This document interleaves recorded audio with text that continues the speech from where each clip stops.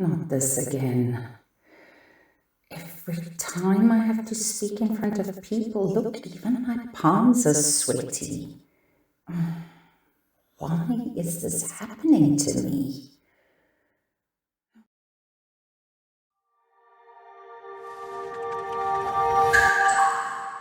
Public speaking is still the #1 fear of all people across the globe. Why is that? My name is Heidi Mollentze. Welcome to my corner of cyberspace. And let's investigate this fear of public speaking. Well, it comes from back in the day, way back in the day, when we were still living in caves and in tribes. Now, what would happen if somebody were to be rejected or ejected from their tribe? Well, that would mean certain death. In those days, you were not able to catch a wild animal on your own, to catch food, to gather food.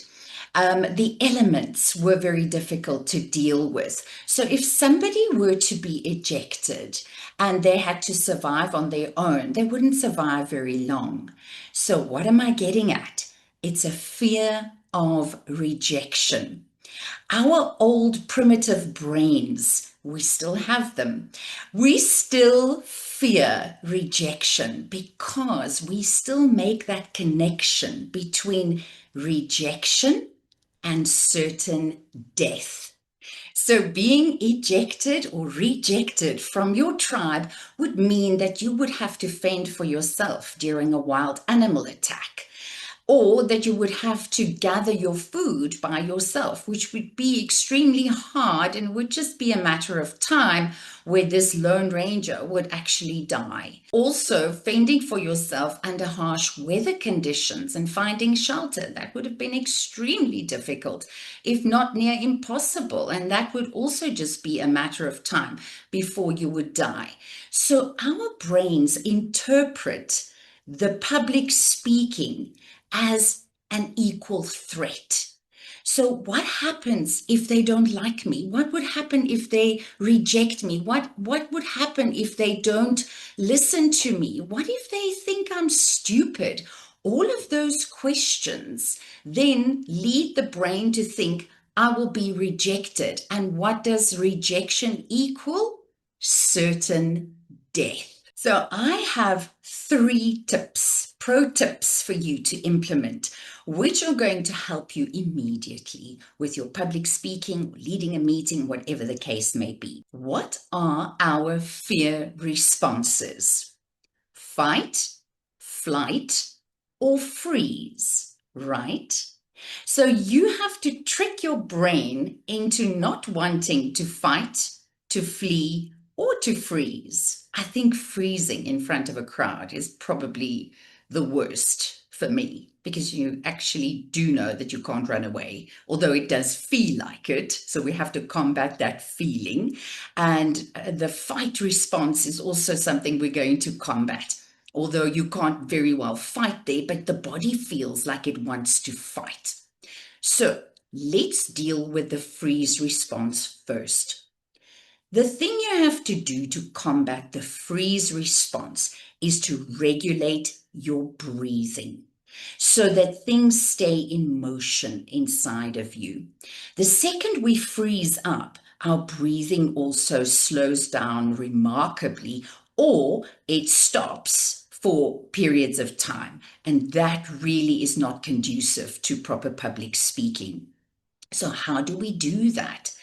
Always regulate your breathing by breathing in through the nose, holding it for a bit, and then breathing out through the mouth.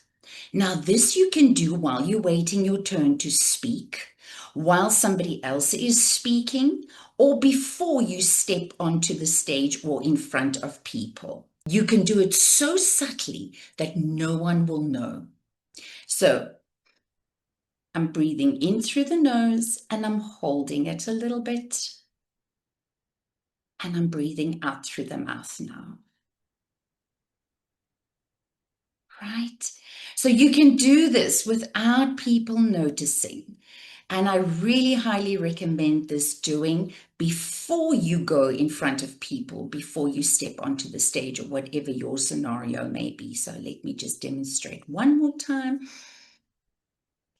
Nice chest open. I'm holding it. I'm holding it. I'm still engaging with you. Nothing else has to stop. And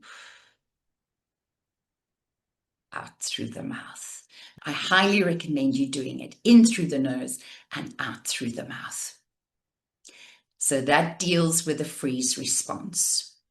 The fight response, that comes in with the hands. So the hands fidgeting or cramping up, those are all fight responses, right? These hands are ready to fight. So now, as you don't have to defend yourself, relax the hands. Relax the hands. Always just have your hands relaxed. And you are welcome to also talk with your hands a little bit. I'm going to show you a little video clip to demonstrate in a moment. You don't have to do your gestures as big as I do mine, but relaxing the hands and just having them hang is a very good start. And then some people think, oh, but now I don't know what to do with my hands. So what I always suggested to my students, and it worked so well, is I just do a little bit of something here. I just ground myself lightly. While my hands are hanging, I just ground myself very lightly by touching the tips of my fingers with my thumb.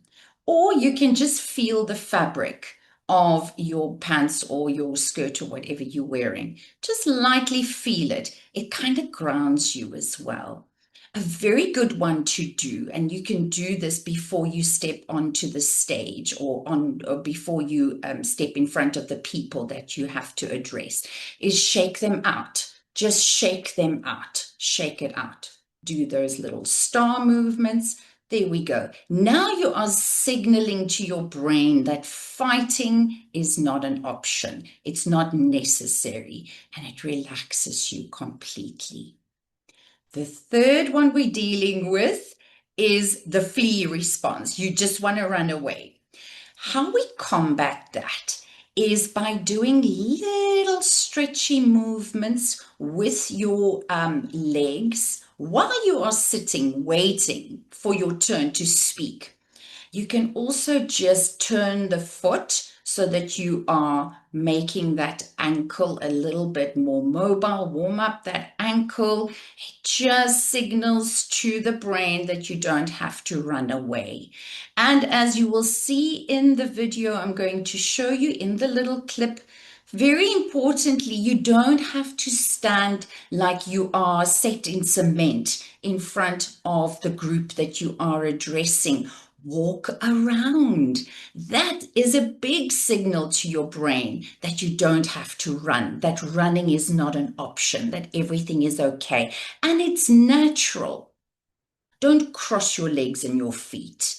That is not a natural position. I'm going to do it now, and it's not feeling comfortable at all. And it's not good to look at. It's not great to look at. It does not inspire confidence. So put your feet next to each other and feel free to walk around a little bit. Not incessant nervous pacing, just walk around a little bit. Keep your body moving.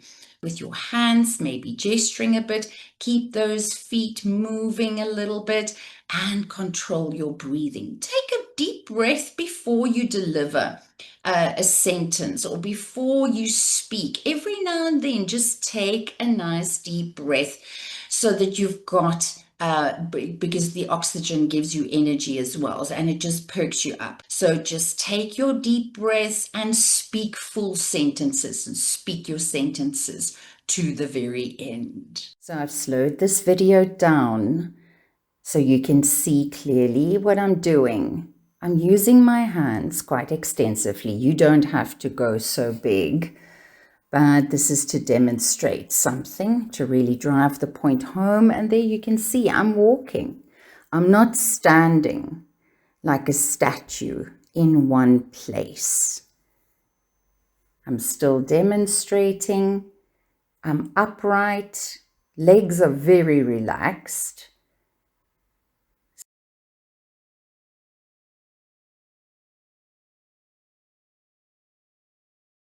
The hands are open, so you can see it's not defensive or anxious at all. In this one, I am giving a talk on communication skills. Again, chest open, hands are open as I'm explaining some of the concepts. Looking people in the eye, I have very direct eye contact with the audience, and I am looking around the room. I am taking in and making everybody part of the conversation. I'm more in one place here, but still not like a statue. So very clearly explaining concepts. And that gives you an idea. I'm also referring to my slides there, but you'll see I'm not looking at my slides all the time. That is a definite no-no. You should know what is on each slide without looking at it so that you can keep engaging your audience. Making eye contact one by one by one. Thank you so much for joining me today. Please go to my website, HeidiMollentze.com, and there you will find a contact form, which is very easy to complete. It will pop me an email, and I will respond to your queries and your inquiries as soon as humanly possible. I train people in communication skills, confidence, and public speaking. Mooi bly, kyk mooi na jouself. Tot volgende maand.